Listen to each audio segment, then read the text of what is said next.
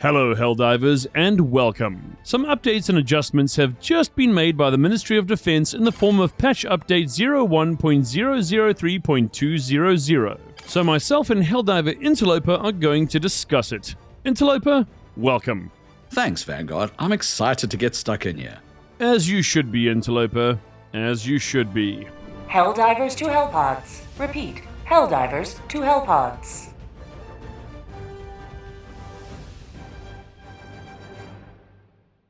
So, first up we have, some balancing fixes. All buffs, no doubt. Well, it certainly looks like it. Seems like when troops ragdoll, they'll now recover 0.3 seconds sooner. Ooh, that's gonna be a game changer. No more getting rocketed to death by devastators. Yeah, but hold your super horses. Looks like chest injury bleeds gone up from 1 to 10. Quite the trade-off. Oof, yeah, okay, maybe the guys in R&D need to take a closer look at that one, but I guess it makes sense. But check this out. The CQC-1 One True Flag is now, and I quote, pointier. You can stick it in anything now and fly the colors of the Federation proudly. Truly democratic news. Moving on to primaries, looks like the stun duration on the Pacifier and Pummeler have been doubled from 1.5 to 3 seconds. Blitzers also got a small buff for stun value, same as Pummeler. More starting in max mags for the Pacifier too. Nice. So much more democracy can be dispensed now. Wow. And Constitution and Amendment have higher bayonet stagger, up to 25 from 20.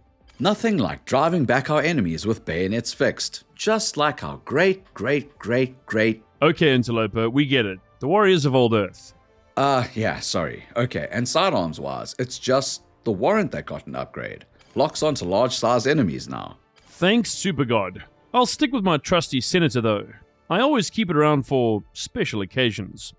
A bunch of throwables got tweaks, though. How many? 3. Okay, so that's what qualifies as a bunch now? It's more than 1 or 2, so yes. Anyway, Urchin has a stagger strength now. Was 0, now 50. And the amount of fuel in the incendiary and incendiary impact has been increased, so that's longer lasting fire duration. Fair enough, and that's good news all around. Seems like the Urchin also staggers large-sized enemies now, so that should make everyone but our enemies happy. Now onto stratagems. Yeah, so the AFLAM 40 Flame Sentry had its fire damage resistance increased from 0 to 95% and cooldown reduced from 150 to 100 seconds. Wait, so it did no fire damage before? Fire damage resistance, sir. Yeah, the Flame Sentry previously had no fire resistance. Glad the eggheads in the Ministry of Science finally worked this one out. Other than the Flame Sentry, the de-escalator that was part of the last war bond has had a slight increase in stun values. I did think it needed a little tweaking, to be honest. I like it, but yeah, definitely needed a little something extra. So, 2 boosters got some adjustments. Firebomb Hellpods now affect the default explosion, stagger's been dropped from 80 to 50 so other Helldivers don't get yeeted, and demolition strength has been halved from 40 to 20 because of the whole Hellpod explosion aspect. And from the looks of things, these exact changes also affect stun pods. Seems pretty sensible to me. I can certainly get behind these changes. Nice call from the Ministry of Science. Now let's look at enemies. Thanks to some buffs to our arsenal, large to massive sized enemies can now be set ablaze with much greater ease. Supremely helpful. Check this out. Looks like Terminated Warriors will be 50% harder to gib. Gotta deal 750 damage instead of 500 now. Damn. New bot Scout Striders have lower leg armor. It's now 2 instead of 3. That said, durable resistance to their legs has been increased, so I'd say overall a good trade-off. Only other change I can see is to Squid Overseers of every variety. Their torsos, or at least the unarmored parts, are now more vulnerable. Been lowered from 2 to 1. That's a huge win for us.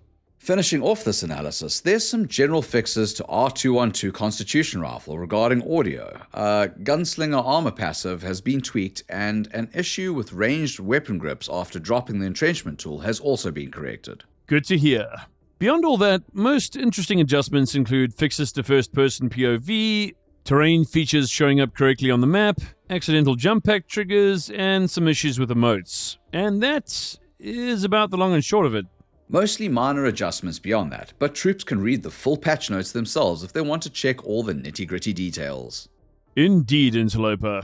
Overall, this seems like a sensible update and something that should make operations more pleasant. Couldn't agree more, Vanguard. I think the troops will be pleased. Well, Helldivers, what do you think? Is this new patch with the updates and adjustments good news, or are you unhappy about it? Let us know in the comments section. We really want to know. Please give us your feedback, Helldivers. Thanks for digging in with us, and we hope this overview and analysis was helpful. Until next time, for Super Earth and democracy.